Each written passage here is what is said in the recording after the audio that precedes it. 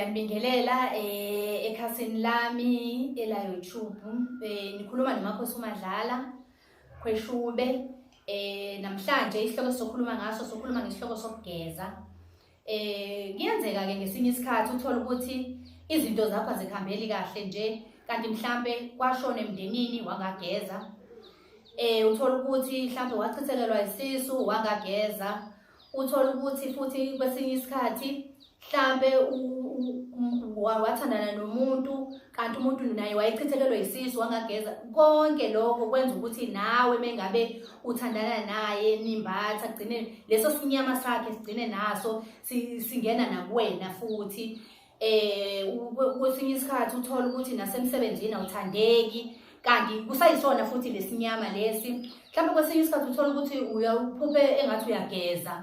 So kuyimpawu lezi ezikukhombisayo ukuthi kufanele ukuthi uyogeza ngoba mhlambe kwashona komunye umndeni mhlambe ongawazi mhlambe oyisihlobo sakho nowangageza. Kufanele ugezele nabo laba abantu labayana ngoba leso sinyama sigcina singibatha kwayiwena nawe ophilayo.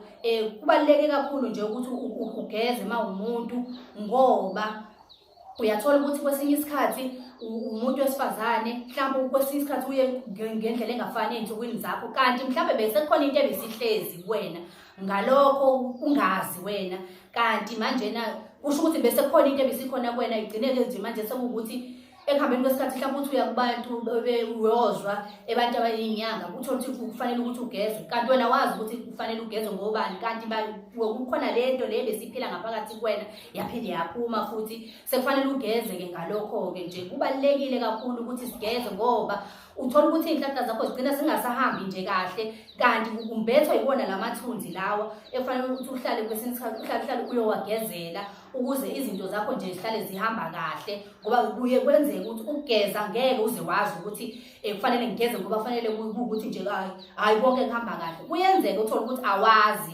kanti ngokuphila kunezinto ezenzakalayo ezinye ugcine ungazi kanti lezi zinto zihamba zihambe zilethe ithunzi kuwena ezohamba lihambe ligcine lenza ukuthi ugcine ungathandeki nakubantu kumane ube nesicefane nje ungazi ukuthi kanti yini inkinga kanti ikona lesi sinyama lesi esiphila ngaphakathi kuwena. So nje ngiyabonga kakhulu. Ngiyatholakala ngiseThekwini la engihlala khona endaweni yaseMgababa. Inamba yami iyona le ebhalwe ngezansi lapho. Ngiyabonga kakhulu. Siyakwazi ukuthi okudingayo siyakwazi ukuthi siphosele futhi nje ungakhuluma nje eceleni usho lokho okhala ngakho siyakwazi ukuthi sikwenzele. Ngiyabonga.